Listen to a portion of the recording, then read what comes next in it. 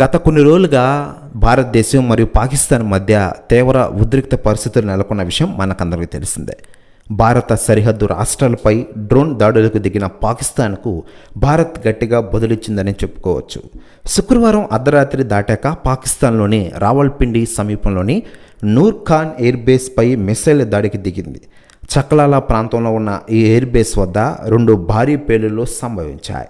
దాడి తర్వాత ఈ ప్రాంతాన్ని పాక్ భద్రతా బలగాలు మూసివేసి దర్యాప్తు ప్రారంభించాయి. ఇప్పటివరకు నూర్ ఖాన్ ఎయిర్ బేస్పై జరిగిన దాడిలో ప్రాణ నష్టం, ఆస్తి నష్టం వివరాలు అధికారికంగా తెలియలేదనే విషయం మనకందరికీ తెలిసిందే. ఇకతల ఉండగా లేటెస్ట్గా అందుతున్న సమాచారం ప్రకారం ప్రస్తుతం భారత్ పాకిస్తాన్ మధ్య జరుగుతున్న పరిణామాలపై తాజాగా పవన్ కళ్యాణ్ గారు పీఎం మోడీ గారికి కాల్ చేశారట. ప్రస్తుతం బోర్డర్లో జరుగుతున్న పరిణామాల గురించి చర్చించారట. ప్రస్తుతం న్యూస్ కూడా తెగ వైరల్ అవుతోంది టోటల్ ఆంధ్రప్రదేశ్ రాష్ట్ర రాజకీయాల్లో. మరోవైపు పవన్ కళ్యాణ్ గారు ఇటీవలే భారత్ ఆర్మీకి ధైర్యంగా మాట్లాడిన విషయం తెలిసిందే.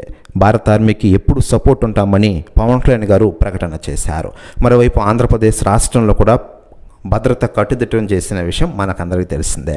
ఇక ఇలా ఉండగా ఆంధ్రప్రదేశ్ రాష్ట్ర ఉప ముఖ్యమంత్రిగా పవన్ కళ్యాణ్ గారు నేడు రాణిస్తున్న విషయం తెలిసిందే. ప్రజలకు మెరుగైన సేవలు అందిస్తున్నారు మన పవన్ కళ్యాణ్ గారు.